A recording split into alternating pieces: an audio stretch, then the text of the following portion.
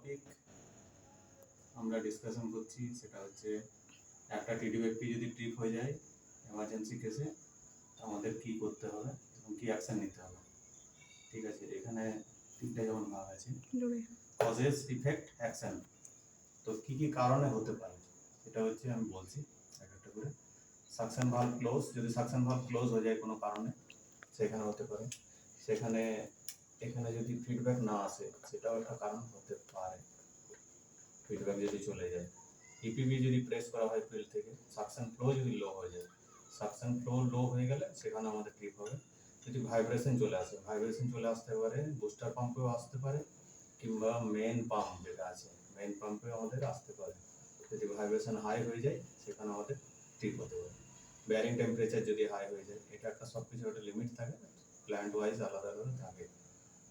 লো vacuum হতে পারে, ডিএটার level লো, ডিএটার level যদি লো হয়ে যায় সেখানে আমার রিস্ক আছে, আমাদের কোনো সাকশন নেবে না।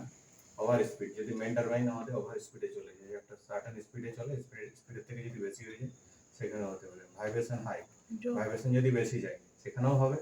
অ্যাক্সিয়াল শিফট ডিসপ্লেসমেন্ট, যদি অ্যাক্সিয়াল শিফট আমাদের মেন টারবাইনের যদি অ্যাক্সিয়াল শিফট আমাদের ডিসপ্লেসমেন্ট হয় সেখানে যদি বেশি চলে যায়, হয় পজিটিভ কিংবা নেগেটিভে যেতে পারে, সেখানে হতে পারে। এক্সস্ট টেম্পারেচার যদি আমাদের হাই হয় সেখানেও হবে, অথবা ফার্স্ট বিয়ারিং টেম্পারেচার যদি হাই যায় সেখানে আমাদের এইসব কজেসগুলো হতে পারে যে টিডিএফপি আমাদের ট্রিপের কারণ। তো ওই সময় যে টিডিএফপি যে সময় ট্রিপ হবে সেই সময় ইফেক্ট কী কী আসতে পারে, সময় ড্রাম লেভেল যে আছে ড্রাম লেভেল একদম ডিক্রিজ, কম হয়ে যাবে। ফিড ওয়াটার ফ্লো ডিক্রিজ হয়ে যাবে। রানিং যে টিডিএফপি আছে, যেটা আমাদের আরেকটা টিডিএফপি যেটা আছে সেটা মিট করার জন্য কি করবে, ও ফ্লো বাড়াবে, বেশি হবে ফ্লো। ডিএটার লেভেল ইনক্রিজ হয়ে যাবে, কারণ একটা টিডিএফপি যদি ট্রিপ হয় সেখানে আমাদের যে দুটো টিডিএফপি যখন চলছিল, যে যতটা ফ্লো দিচ্ছিল, একটা হঠাৎভাবে যদি ট্রিপ হয় তো ডিএটার লেভেল ওই জন্য বেড়ে যাবে।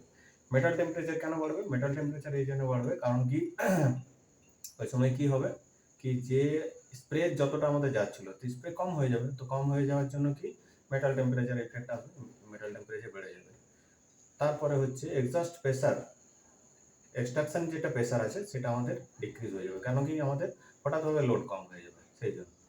এবং 7 নম্বর হচ্ছে যেমন অক্স পিআরডিএস এর প্রেসার সাডেনলি আমাদের ইনক্রিজ হবে, তারপর আবার হঠাৎভাবে কমে যাবে। কারণ কি, যে অক্স পিআরডিএস দিয়ে আমরা টিডিএফপি রোল করাই, ঠিক আছে, সেটা যখন হঠাৎভাবে যখন আমাদের একটা টিডিএফপি কেটে যাবে কেউ বন্ধ হয়ে যাবে, তখন কি সেই প্রেসারটা হঠাৎভাবে ব্যাক প্রেসার যাবে, ব্যাক প্রেসার যাওয়ার জন্য প্রেসার ইনক্রিজ হবে, তারপর ধীরে ধীরেও কম হবে। আমাদের অ্যাকশন কি কি হবে, অ্যাকশনে হবে আমাদের যে ওই সময় আমাদের কি করতে হবে, যে ফিড ওয়াটার ফ্লো দেখতে হবে, আমাদের বাড়াতে হবে। তো কি জন্য, ওই সময় যে রানিং যেটা টিডিএফপি আছে সেটার স্পিড আমার বাড়ছে, যদি না বাড়ছে তখন আমাদের ম্যানুয়ালি সেটা বাড়াতে হবে। সাডেনলি আমাদের রিডিউস করতে হবে লোড, কি করে, আমাদের যে ভালভ আছে ভালভকে থ্রোটল করে। আমাদের সেই ক্ষেত্রে দেখতে হবে প্রেসার আর টেম্পারেচার, এই দুটোকে মেনটেন অবশ্যই করতে হবে।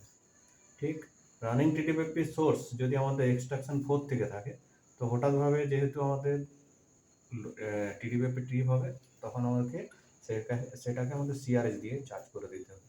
লোড রিডিউস করে কতটা পার্সেন্ট আমরা আনবো, 50%, কারণ একটা টিডিএফপি যেটা আছে ক্যাপাসিটি থাকে 60% পর্যন্ত, আমাদের 50% পর্যন্ত আমরা করতে পারি।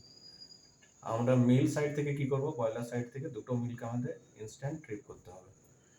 সুট ব্লোয়ার যদি চলছে সেটাকে আমাদের বন্ধ করে দিতে হবে, এবং যদি ওয়েল সাপোর্ট দরকার হয়, যদি ফ্লেম ডিস্টার্ব হয় তো আমাদের ফ্লেমের সাপোর্ট নিতে হবে, বাস।